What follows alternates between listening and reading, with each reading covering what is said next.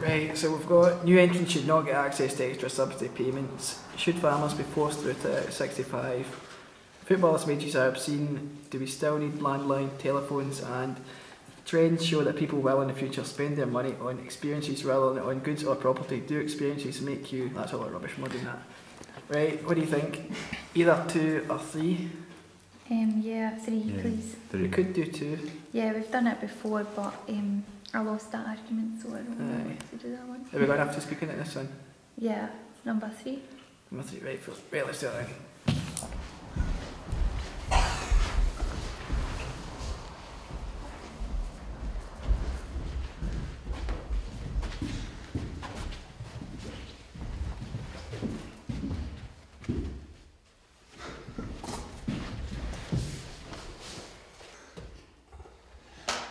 Good afternoon, ladies and gentlemen. It's match day. The fans have all lined up and have now taken their seats. The players are all gearing up in the changing rooms. The grass has been cut and it's time for kick-off.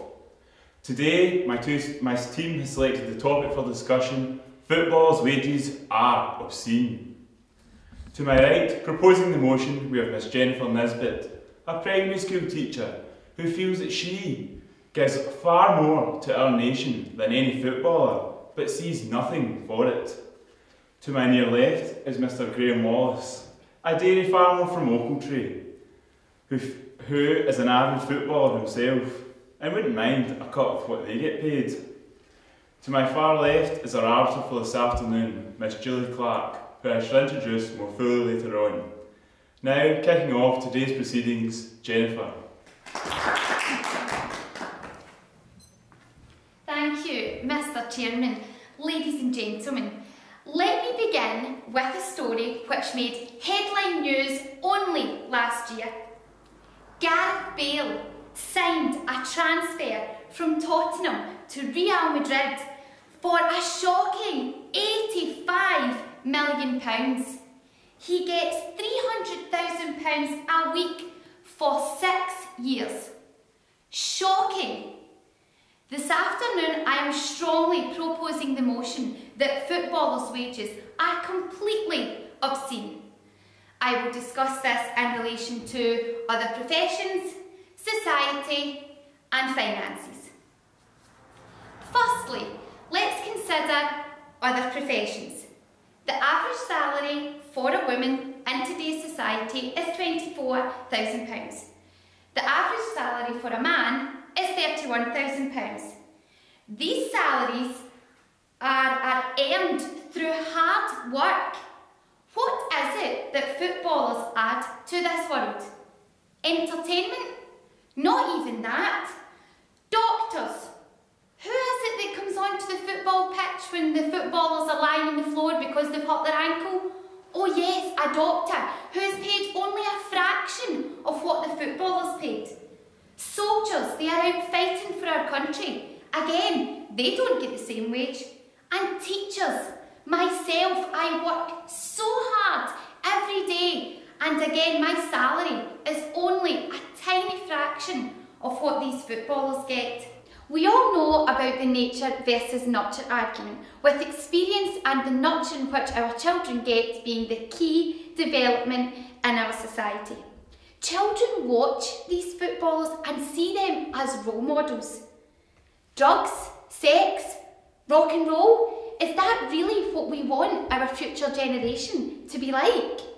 Only on the news this week, we saw that Chelsea fans were horrifically racially abusive to a Frenchman.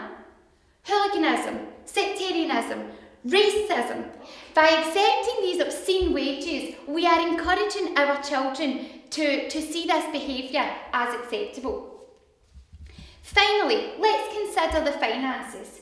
We know that people are currently struggling to make ends meet. Football is an addiction. £92 for an Arsenal ticket for one game. And that is the cheapest in the English Premier League. We are encouraging children to become addicted to these games. We're instilling this addiction in our children, and it is not fair. Think about athletics, for example. Their career is in sport, but they don't get such obscene wages. They get sponsorship. Surely this is what footballers should be doing. So in conclusion, Mr. Chairman, ladies and gentlemen, after all my considerations this afternoon, there is absolutely no doubt in my mind, and I'm sure that you'll agree, that footballers' wages are completely obscene. Thank you.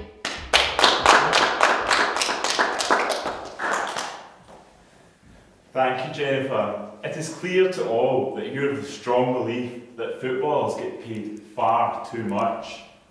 Now, ladies and gentlemen, coming up the wing and taking the ball off of Jennifer, ladies and gentlemen, Graham.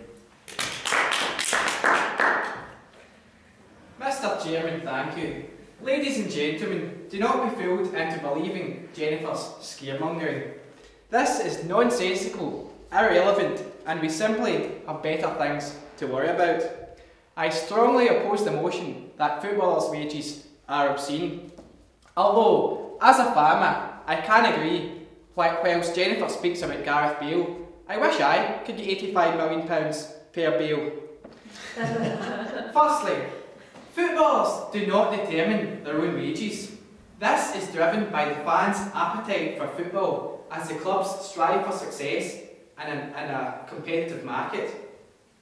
Football brings enjoyment to millions, offering people a sense of belonging, going week in, week out to see their beloved team. And as well as this, Jennifer, as a primary school teacher, how can you disagree that we live in this fat nation with 1 in 3 primary school children being obese? Surely any form of motivation and putting people into a form of exercise can only be a good thing in the long term.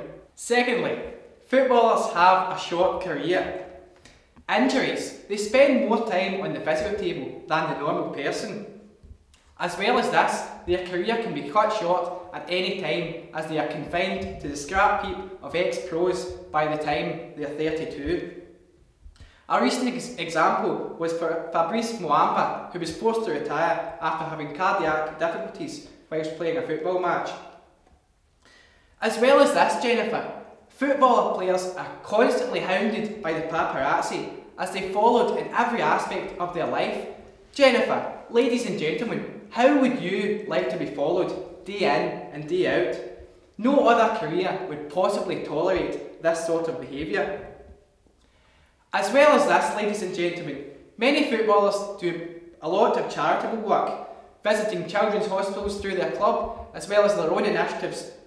For example, Everton forward and former Kilmarnock and Rangers player Stephen Naismith still returns to his home in Stewarton and visits the families where he once lived amongst, feeding the homeless and setting up these charities, which is a great benefit to a local area. Fans will respond with returning love and affection towards these players.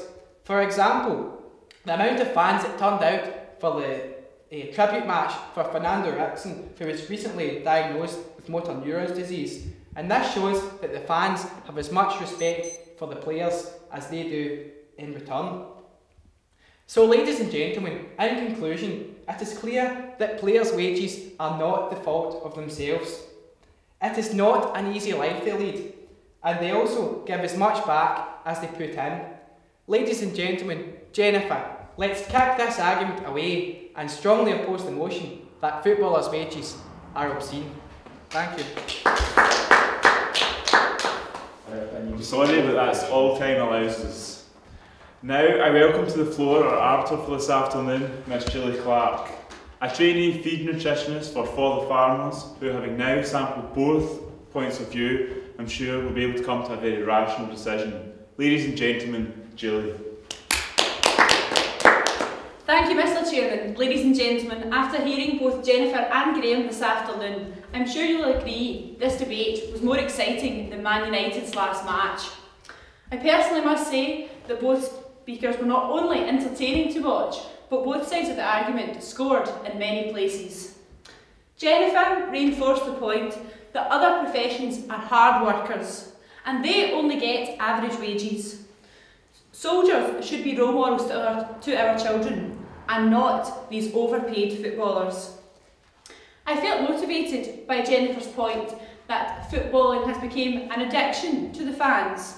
It's teaching the wrong ways to our children by influencing things such as alcoholism and swearing.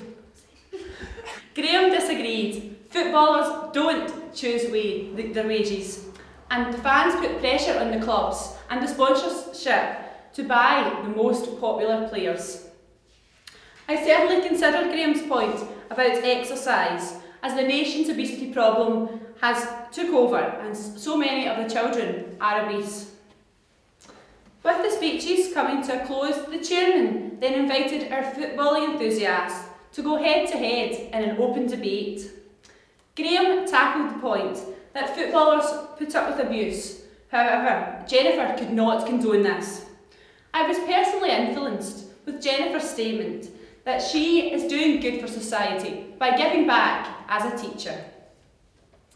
Finally, ladies and gentlemen, to bring the speeches into perspective, I would just like to say, and I'm sure you will agree, that both played a fair game today and put across their points very well. However, I must kick Graham back into training. As Mr. Chairman, ladies and gentlemen, the clear winner of this afternoon's debate, in my opinion, is Jennifer. And I am totally convinced that footballers' wages are obscene. Thank you. Thank you, Julie. Ladies and gentlemen, we've had the great footballers' wages debate, where both speakers' views did forcefully state. Were you with Jennifer and cap their wages, or were you with Graham and pay them well, whatever their ages? During arbitration, Jennifer came out on top, as Julie was convinced that she was the cream of the crop. So now I leave it to you. Thank you and toodaloo.